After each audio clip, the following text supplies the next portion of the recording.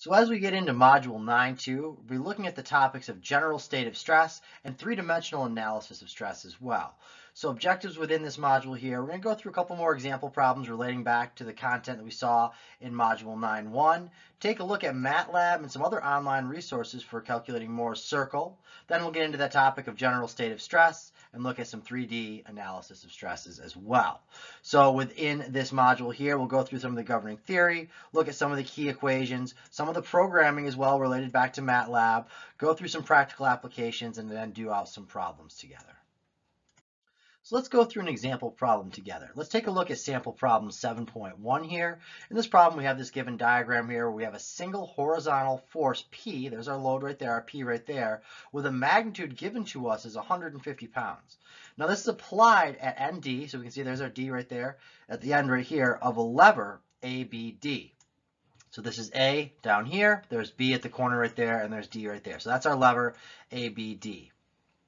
So what do they want us to find with this here? Well, they want us to find the normal and shearing stresses on the element at point H having sides parallel to X and Y axis right there. So let's take a look at this right here. So there's our point H right there. So we want to find our normal and shearing stresses on the element at that location there. Now we do have dimensions. We see that this is 4 inches off of our base or of our fixed end right there. And it tells us also this is having sides parallel to the X and Y axis right there. So here is our X axis and here is our Y axis there. Again, we can use our right hand rule, curl our X towards our Y, and we can see that our Z does come out in this direction right here. So this is in 3 dimensions right here for this problem. So when they say that these sides are parallel to the XY axis, that's talking about this plane right there. So now we can see that that is the case there. And they also asked us now for part B in this problem right here, they want us to find the principal planes and the principal stresses at that point H as well. So now that we've read through that and have an idea of what they're asking us for, let's come up with a procedure for analysis over here. So for our solution, before we begin that, let's think about how we want to break this down. So we'll break it down to 3 different steps right here. The first thing we want to do is determine the equivalent force couple system at the center of the transverse section passing through that point H right there. Then we're going to want to evaluate the normal and shearing stresses at that point H. And last, what we're going to do is determine the principal planes and calculate our principal stresses. So now that we had the opportunity to read through that problem statement, create our setup page, and understand exactly what they want us to solve for and what they've given us, we can now begin our solution. So to begin our solution, we follow through that procedure for analysis that we established there. And the first step was to determine the equivalent force couple system at the center of the transverse section that passes through H right there. So that's at this section right here at H. So what we do first, we come over here and we draw out our free body diagram. With our free body diagram, we look at this and say this is our X, Y coordinate system right there, so I label that right there, X positive to the right, Y positive going up there. I look at this in 2D, say there's my load right there, there's my 150 pound load applied right at P at the end of this here. This member is 18 inches long and it's 10 inches tall right there. So that goes down to right at this point here, this is our point H right there. So that's what we're looking at is at point H because that's what it asks us to do is through point H. So that's what that 10-inch distance is right there from the top right there at point B down to our H right there. So now what we can do is say, well, what do we know? What don't we know? Well, we do know we have our load there, but we want as our force couple system, so we're going to have a torque and a moment. So let's now cut this right here at H right there and look at this in this diagram over here. We show equivalent force couple system acting at the transverse section containing this point H right there. So we cut it off right there at point H. So we can see right there, there's the center right there. I said right through the center right there. That's where our y-axis goes through. And you can see there's our x-axis over here and our z-axis right there. So we can see going around this, there's our torque right there. There's our load acting right at the center right there. And then we also have this moment here coming in like that. So what we can do is say, well, our load is 150. We know that. That's given to us in the problem statement. What is our torque? Well, our torque is going to be the 150 times this 18 inches because there's a force coming in here times our perpendicular distance of 18 inches. Our P times that perpendicular distance of 18 inches. We look at it in 2D in our free body diagram. So this is going to be equal to here 2.7 kip inches for our torque. Now we can do the same thing for our moment about X. So if we're going about our X-axis right here, this is our X-axis right there. So if we're going about our X-axis right here as we look at this right now, then it's going to be this force right here of the 150 pounds times this perpendicular distance right here of 10 inches. So it's 150 times our 10 inches right there, which is 1.5 kips. So now we've finished the first part of our solution right there and determining our equivalent force coupled system passing through that transverse section, passing through at the center of that transverse section, passing through our H right there. So we add those values back into our diagram there. So there's our mx is equal to 1.5 kip inches. There's our torque right there is equal to 2.7 kip inches right there. And there's our external load P right there. So again, those are our calculations that we went through in order to get those. We have this all drawn out nicely there. Now from this point here, the next thing that we want to do in our procedure for analysis is to evaluate the normal and shearing stresses at our H right there.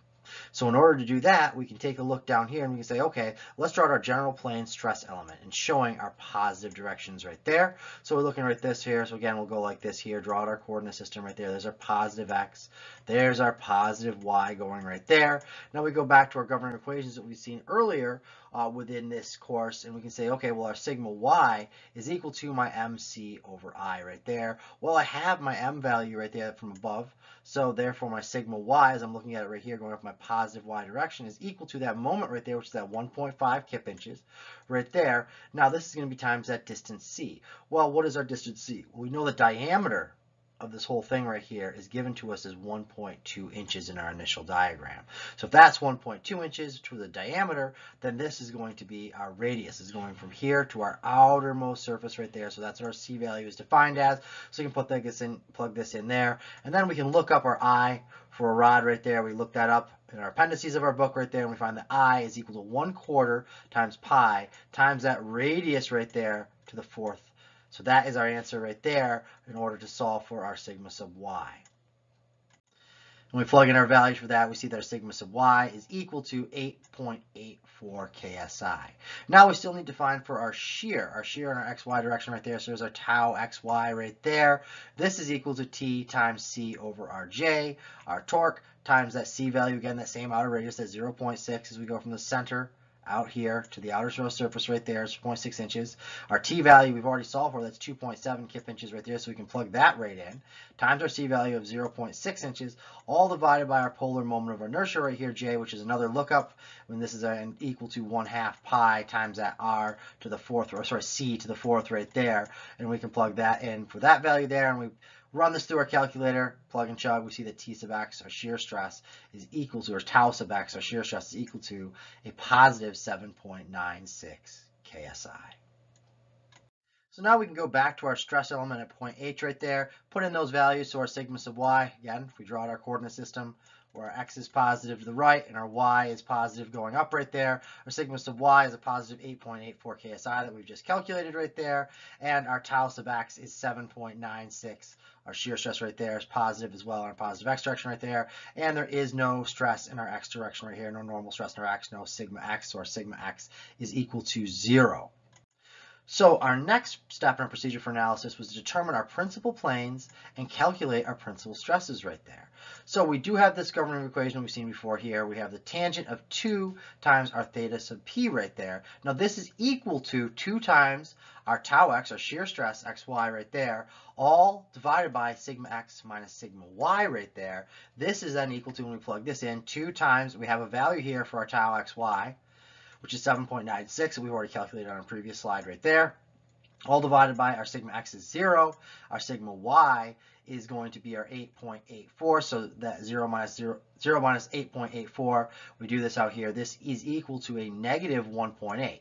So then we can plug this in here, take the inverse tangent of a negative 1.8 right there. So 2 times our theta sub P is equal to a negative 61 or a 119 degrees right there. Divide both sides by 2 to get our theta sub P right here. So our theta sub P is equal to negative 30.5 degrees or a 59.5 degrees there. So then we can come down here to our stress element at point H, oriented now in our principal directions right there. So we take and plug in this theta sub P is equal to negative 35 degrees right there. So we come off that value right there, which was our x-axis, orient this down right there. Now you can see our sigma max coming out perpendicular to our element right there, and we can calculate that, and we can see our sigma min right here as well coming in perpendicular to that face right there. Now we do have another governing equation to calculate those values based off our principal stresses, sigma x, sigma y, and our shear stress tau xy. So our sigma max, sigma min is taking that sigma x plus our sigma y over 2, or our average normal stress right there, and that's plus or minus, that's how we get our max and min right there, times the square root of that sigma x minus sigma y all over 2 quantity squared plus our tau xy squared. So it's the square root of the sum of the squares of both of those. Let's plug in our known values. Well, our sigma x is 0. Our sigma y is 8.84. This is all divided by 2 plus or minus now. Come inside of a radical there. 0 minus 8.884 divided by 2. Quantity squared right there. Plus now plug in our tau xy right there, which is 7.96. We'll plug in that value there squared. We do our math and we find that our sigma max is equal to 13.52 KSI, which we can draw on our stress element over here that's oriented to our principal directions. And our sigma min is a negative 4.6 KSI, which we can find right down here and see it's negative going back in this direction right there. So I want to take this problem another step further and see if we can use this sigma y, sigma x, and our tau xy right there in order to come up with our sigma max, sigma min, and our theta sub p using Moore's circle. So I want to show you some online calculators and some MATLAB resources that we can utilize as a double check for this type of work right here. So even though we went out and we've already calculated these this way, let's try to use Moore's circle in an online program and some MATLAB to calculate this and double check our work. Now, one thing I just want to take a little aside and mention here is there are some great programs online that you can actually draw out your Moore's circle for some specific examples right here. So again, if you know one of these, your normal stress in your action, normal stress in your Y, or your shear stress on a face right there, you can plug these in, you can put in your angle of rotation, and it's going to give you a visual of your Moore's circle right here. And it's really nice, this color coordinate here. You can see your original stress, your principal stresses right there, transform stresses and extreme shear stresses, all drawn out on a graph for you right there. And they also give you the results as well. And I think with a membership, you can export them to certain different formats. So this is just a great resource right there. If you want to double check your work, like we said, you can do it by the calculated way, or we can look at Moore's circle. If you want a good visual right there to get the estimate and double check your work right there, this is a great option to have. And there's many sites like this. This is the site right here for this one. Now, this is something also that you can draw out in MATLAB. So MATLAB is another great resource as well for drawing these out. And there's a lot of, if you go to MathWorks, there's a lot of good resources there for some script files that are free down on their Exchange network right there for these different types of Moore's circles representations within the MATLAB environment.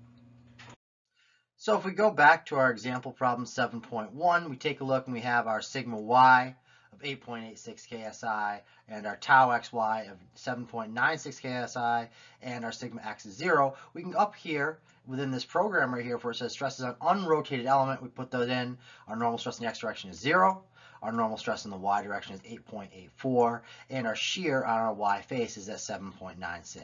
We can plug this in and we can see our program runs and we get the results over here for our Moore's circle.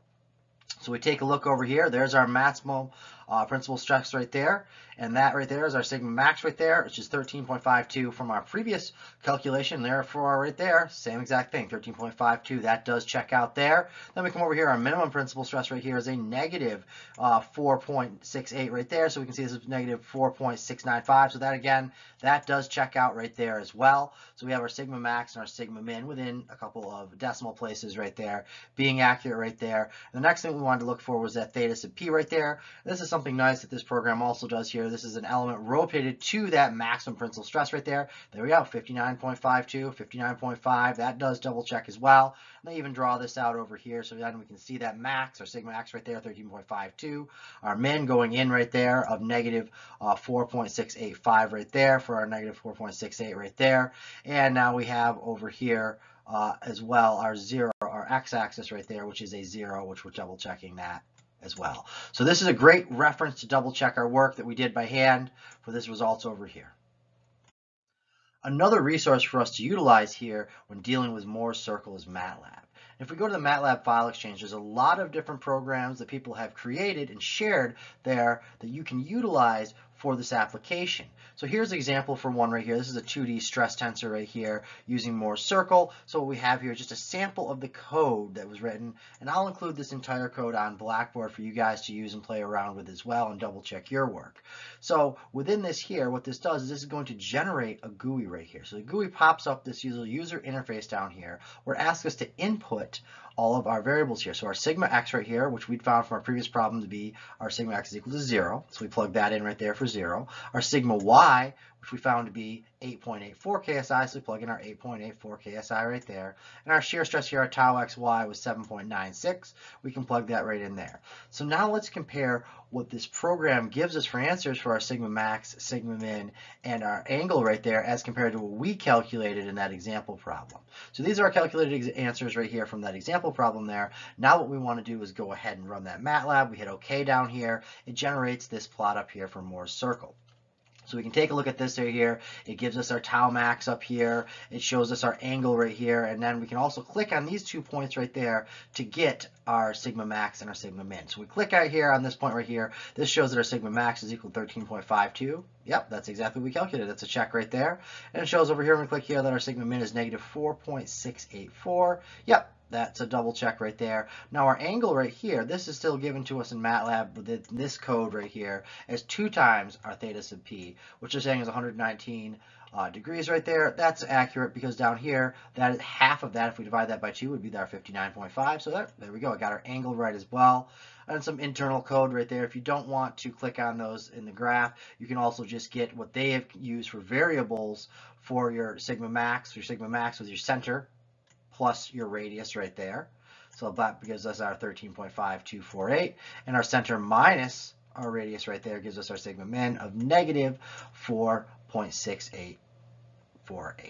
So that's a double check as well, so those all work out. So again, utilizing MATLAB is a great source to double check your work. I wouldn't completely rely on it. You still need to understand how to do these out by hand, but if you're not quite sure if your answer is right, go ahead and use this to double check your work with. So now let's go back and revisit that concept application problem 7.2 from module 9.1. We went through and we went on and solved this by hand and created and drew out by hand our Moore's circle right here. And we had our values given to us right here, our sigma x of 50, our sigma y of negative 10, and our tau xy of 40. We were able to calculate our sigma max and our sigma min, and we were able to get our tau max over here as well. Our tau xy here as well, and we found our sigma average and our R value right there as well as our angle. And we also got our coordinates for x and y. So let's use this same problem right here, utilizing this information they gave us in our problem statement, and see if we can recreate Moore's circle with both the online program and with MATLAB. So let's use this online program to double check the work from that example problem we just did there. So if we take a look, we saw that it was given to us in our problem statement.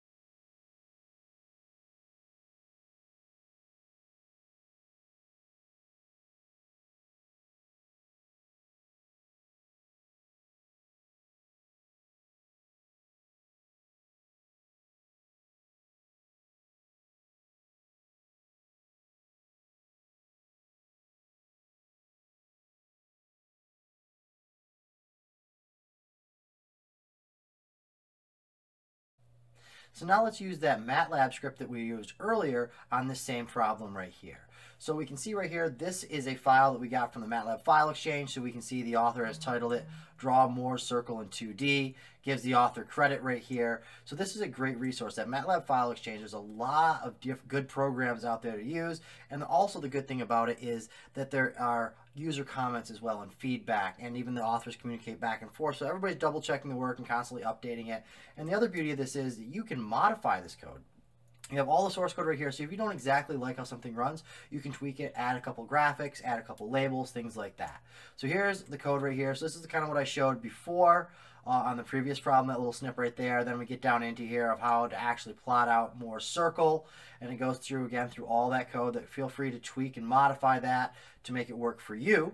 I will be including this whole source code, the .mat file, on Blackboard for you guys to utilize. So what I've also done within here is I've modified the code right here for our specific problem already. You don't have to do this, but it's just nice because when you hit run, it'll generate a GUI that looks like this right here, and it already has those values input there. So our sigma x for our problem, we could put in as 50. No, we don't have to have that pre-programmed. We could manually type it in right there into the user interface. Then we had our sigma y right here of -10. We have our tau xy of 40. Now this is great about MATLAB having these GUIs right here, because then rather than have to come into the source code and change this every time, you can just run it there. So we hit OK. We run this right here. And what this does is this will pop up a figure for us right here. So here's our figure here, and we can zoom in on all of this, and we can take a look at our values for everything.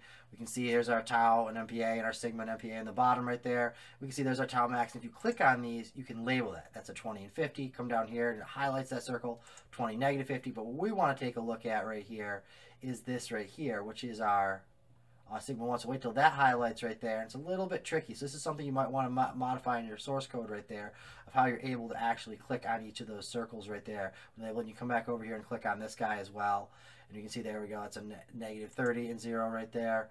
We see sometimes it doesn't quite act as good as you want. So that's a -30 and 0 right there. Then you zoom in and wait for it to highlight just right there. And let's see if we can get this 70 and 0 right there.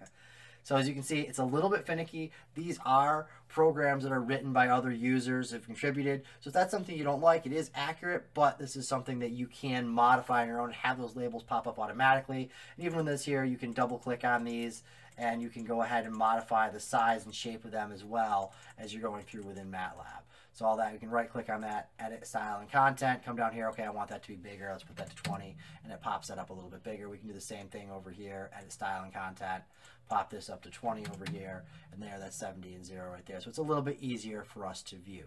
So then we can take this right here, and we can use this information. We can go File, Save it as, double check it, and compare it to all of our other work.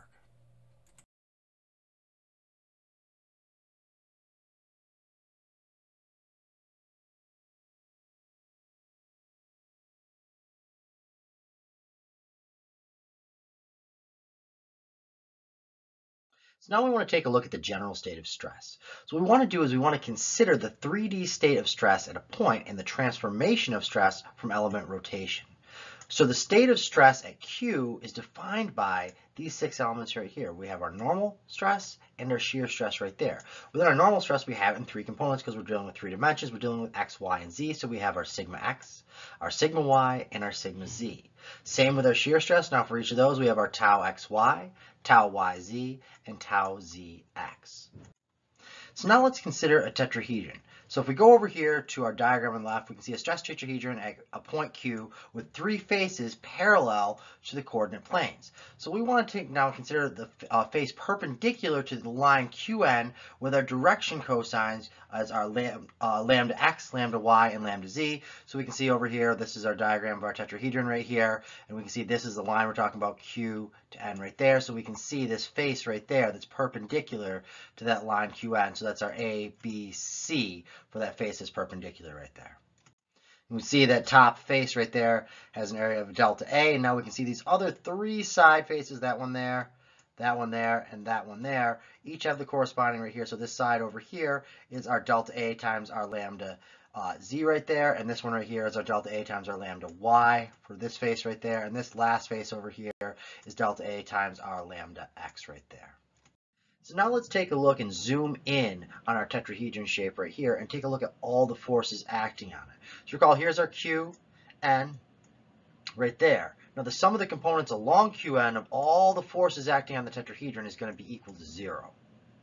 Now the component of Qn of a force parallel to the x-axis right there is going to be obtained by multiplying the magnitude of the force by the direction cosine right there. So direction cosine for our x-axis, any of these are acting on our x-axis, to get it along that Qn line, we're going to multiply right here that direction cosine of our lambda x right there. Now the same thing is going to be said for anything along the y, we'll multiply by our lambda y, and for our z, anything acting along the z-axis, we'll multiply by our lambda z right there. So those are our direction cosines breaking down the same way we would by the cosine of theta, sine of theta, when we're doing things and breaking them down in terms of components right there. So those are our direction cosines, lambda x, lambda y, and lambda z for all 3 of those axes respectively.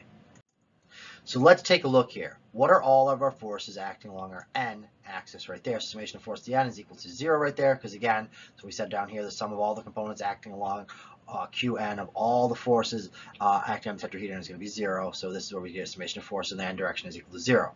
So what's acting right here in our n direction? Well, the only thing acting in our n direction right now is our sigma n times our delta A. So this is what I've highlighted in yellow or orange right there is our sigma n delta A right there, and there is that force right there in our yellow. Let me switch over to our, this will be a little easier so I don't change the colors on you as underlying things. So then we want to take a look here now at our sigma x delta A lambda y. So this is our light green color right here. So now we'll come over to our light green color right here. Here is our sigma x delta A lambda x right there. So then we'll multiply that by our direction cosine, because that's acting in our x direction right here. There's our x direction, there's our x direction, so multiply this by our lambda x right there. Now let's find our tau xy, our shear stress right here, delta A lambda x. So let's go over here to our dark green. So there's our tau xy lambda A delta x right there. And we can see now this is acting down here in our y direction right there. So this is going to be multiplied by our direction cosine, our lambda y right there. Now we have our tau xz delta A times our lambda x right there. So this is now in our light blue right there. So come over here. There's our tau xz delta A lambda x right there. Again, we can see this is moving in our z direction right there. So we multiply it by our lambda z right there for our direction cosine. So that takes care of that first row. Now we'll move on to the next row here. So this is going to be minus now here a tau xy delta A lambda y. So this is our dark blue right there, tau xy delta A lambda y right there. We can see this is moving in our negative x direction right there, hence the negative sign right there. And again, multiply by our direction cosine right there, lambda x multiplied by our lambda x right there. Now we'll move on to the next one here. Here is our sigma y delta A times our lambda y right there. So let's find this in purple right here, sigma y delta A lambda right there. So now we can see this is going down in our negative y direction, so the negative sign right there, and our direction cosine is our lambda y. Now we'll go over a pink right here, which is our tau z yz times lambda A. Then we have our lambda y right there. So let's go over here, tau yz delta A lambda y. We can see this is moving around in our negative z direction right there along that axis right there. So we multiply this by a lambda z right there, and you can see our negative sign right there. Now we'll move on to red right here, our shear stress right here, our tau zx delta A lambda z. So let's go over in red, tau zx delta A lambda z right here. Now we can see this is moving in our negative x direction. There's our negative sign. There's our direction cosine right there, lambda x. Now minus now, let's go to our gray right here, tau zy times our delta A lambda z. So let's go over here now, where is our gray? So we can see our gray is tau zy lambda A delta A lambda z right there, and then you can see this is going down our negative y direction right here. So there's our negative sign right there, and we see multiply direction cosine by our lambda y right there. Last, we'll go to our brown right here, which is a sigma z delta A lambda z. So come over here, sigma z delta A lambda z in brown right there. Now we can see this is going in our negative z direction right there. There's our negative sign, there's our lambda z right there, and this is equal to 0 when we add all of these components together.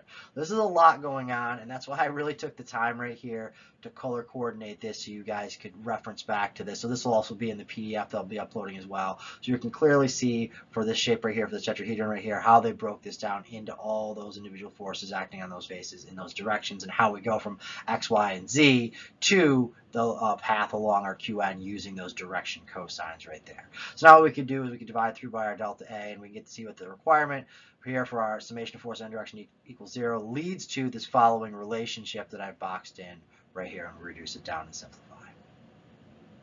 Now, one thing to mention here is that our normal stress here, our sigma sub n, is in quadratic form in our lambda x, lambda y, and our lambda z. Now we can find our coordinate axis when the right-hand side of this equation here reduces and leaving us with just three terms containing the squares of the direction cosines right there. So we just have these three terms right there. Now, if we were to call these axes A, B, and C corresponding to our normal stresses, sigma A, sigma B, and sigma C, and the direction cosines of that Qn right there with respect to these axes would be our lambda A, lambda B, and lambda C, then we would get the form of the equation down here that we see that's our sigma sub n is equal to our sigma A times lambda A squared plus sigma B times lambda B squared plus sigma C times our lambda C squared right there. So these are the principal axes and principal planes, and the normal stresses are our principal stresses there. And we can see these all up here in this diagram right here for our general stress element oriented to our principal axes.